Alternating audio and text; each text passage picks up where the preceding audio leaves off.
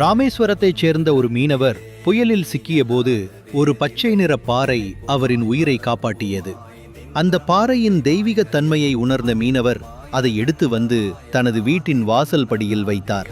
சில நாள்கள் கழித்து பாறையின் கடல் பாசி மறைந்து அது பளபளவென மின்னியது. அதை கண்ட மீனவர் பாண்டிய மன்னரிடம் அதை கொடுத்தார். அதன் மதிப்பையும் சிறப்பையும் உணர்ந்த மன்னர் அதிக பொற்காசுகளை பரிசாக அளித்தார். அந்த அரிய கல்லை உத்திரகோச மங்கையில் நடராஜரின் சிலையாக வடிக்க மன்னர் முடிவு செய்தார். அதற்கான சிற்பியை தேடியபோது யாரும் கிடைக்கவில்லை. இதனால் வருந்திய மன்னர் மங்களேஸ்வரர் சந்நிதியில் வேண்டினார்.